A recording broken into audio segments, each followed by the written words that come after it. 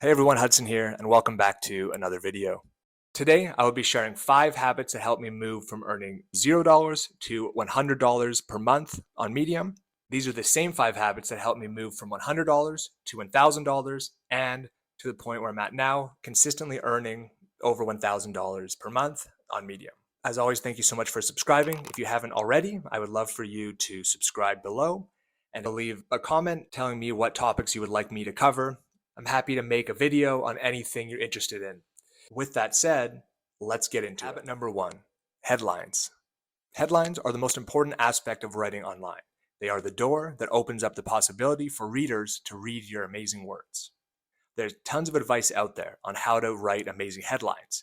Some of the most common being, evoke emotion, use power words, tell the reader why they should read your writing. Personally, these haven't been helpful to me until quite recently. Because when I first started out, I didn't know how to evoke emotion, I didn't know which words were powerful, and I didn't know why a reader should read my writing.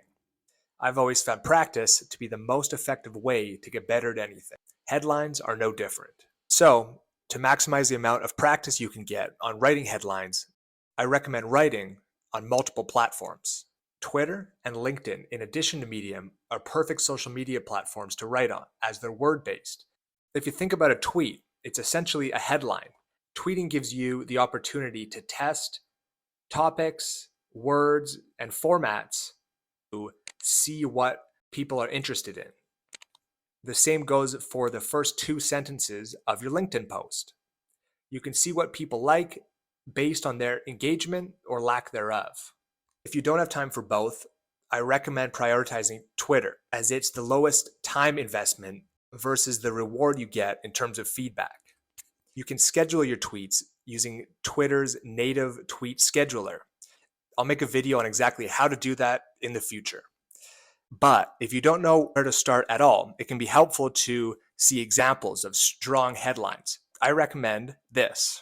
Go to the homepage of any Medium publication and type /archive to see a list of that publication's most read stories. This gives you insight into the type of headlines people are clicking on. From here, you can copy and paste these headlines onto your story as a basis to start experimenting. I've compiled a list of the 100 top stories from Medium's top publications, which you can download in the description below. Lastly, you can use a headline analyzer tool like this one to get a general sense of what makes a strong headline. This is my favorite. I'll leave a link for it in the description below. But obviously, the best way to see what headlines work best on Medium is to post on Medium, which brings us to habit number 2. Habit number 2, publications. Should you be submitting to publications? It's the age-old question of Medium writers. In my opinion, the answer is yes. I believe publications are incredibly helpful, especially if you're just starting out. They offer you the potential to be seen by more readers, and if you submit to the right publications, they will actually offer you feedback that can help you become a better writer. If I could give one piece of advice for anyone beginning their journey of writing online, it's that feedback is an invaluable commodity. It's how popular writers seem to know exactly what readers want to read. They have a wealth of knowledge after seeing thousands and thousands of comments. So the more feedback you can get, the better. Any way you can test your articles to see how they fare and get an objective point of view on them, the better. In step number 5, I will go over exactly how to format your stories to be readable for Medium readers and to be accepted by more publications. In addition, I will also add a link in the description below of my top 5 publications to submit to. These are my favorite because of their response time, their feedback, and the amount of reads I get when I publish with them. Plus, I will add 2 publications that will accept you even if you have 0 followers. If used correctly, publications can greatly expedite your growth and help you be more consistent on the platform, which brings us to number 3. Habit number 3, consistency. This word is the number 1 piece of advice I see online for new writers. But what I see so many people leaving out is how to be consistent. If you don't enjoy something, you won't do it. and forcing yourself to do anything is not a long-term strategy for success. So, my strategy has always been to lead with passion and make everything I do as rewarding and enjoyable as possible. To grow on Medium, I recommend posting 2 to 4 times per week. But if you're like me, that might be a tall order. When I first started writing online, it would take me weeks, if not a month, to write an article. That said, all social media algorithms reward consistency. If you think of an algorithm like a fire and your content is the kindling, you need to be adding consistent kindling onto the fire to keep it burning bright.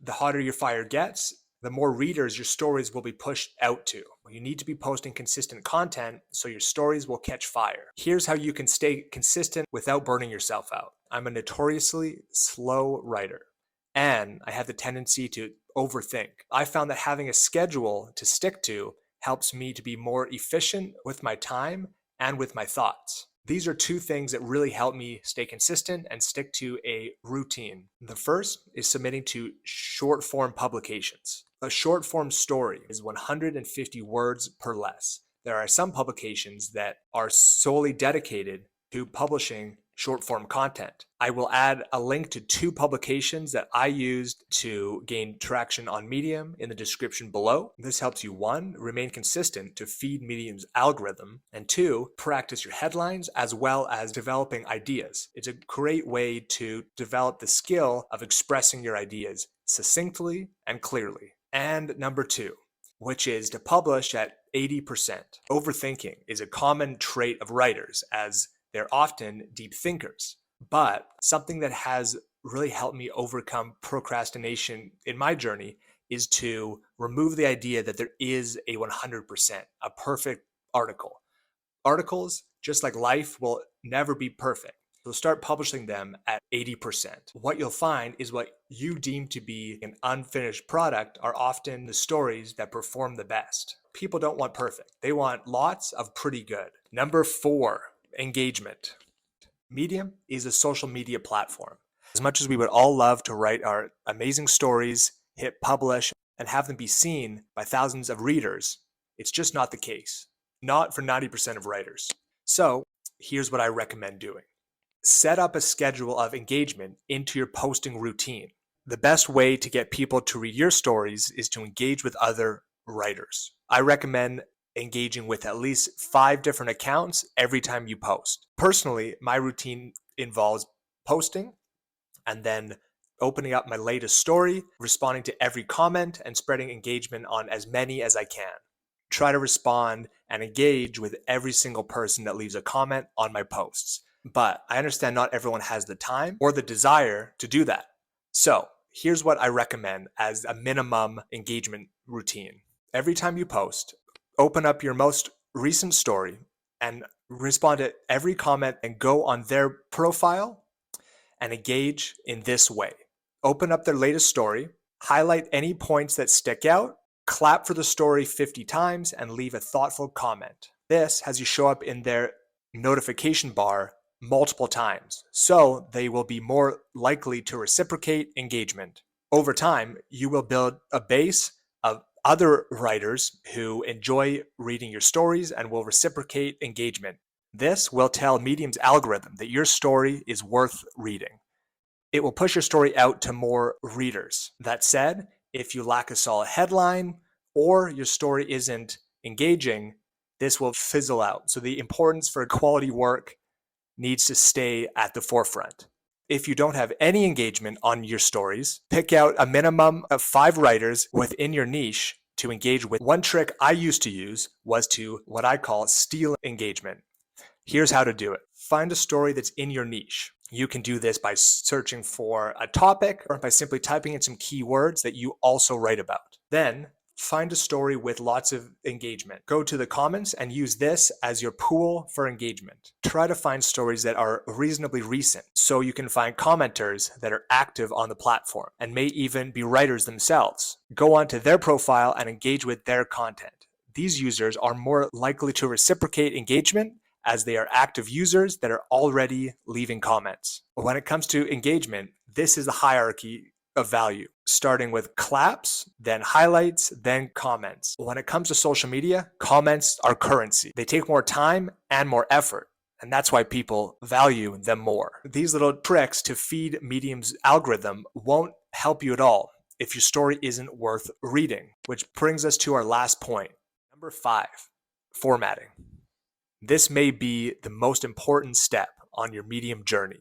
Medium has a unique aesthetic. It's one of the main reasons why I've chosen to write on Medium over other platforms. Medium readers also like a unique style of formatting. You could write the most amazing story, pieced together in the most amazing way, but if it's not formatted for Medium, readers will likely not read until the end. That is because on the internet, people skim first and then they read. Readers have no investment in your story other than the investment you give them. So, format your stories for skimmers and you'll turn them into readers. Here are a few tips on how to format on Medium for maximum readability. First, I like to use the top-down approach.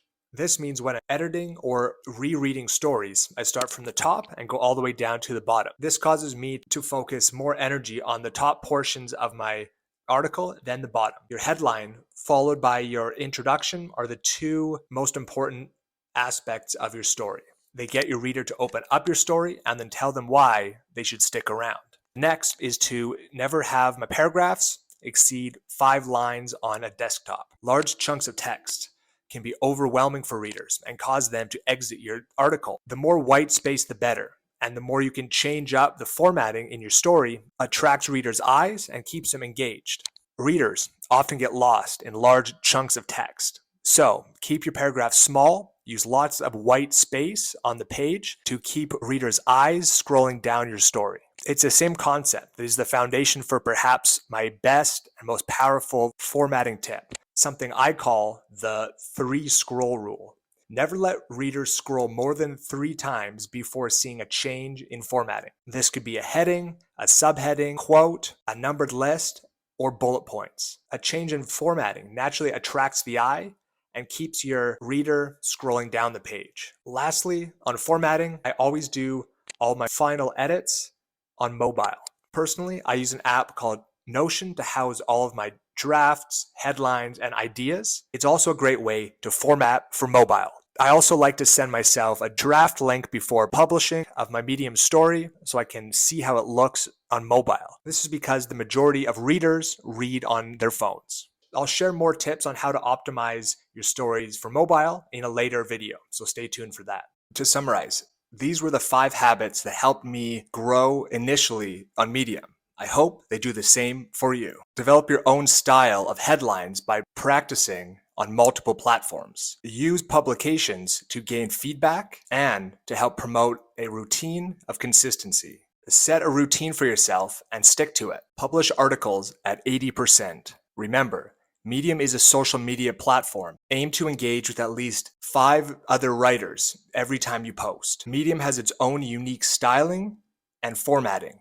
Use the 5-line rule and the 3 scroll rule to make sure your stories are as readable as possible. And remember to format for skimmers if you want to attract readers. Thank you so much for watching until the end. If you haven't already, I would love for you to subscribe below and leave a comment on the topics you would like me to cover next or any areas of this video you would like some further insight into. That's it for me, and I'll see you tomorrow.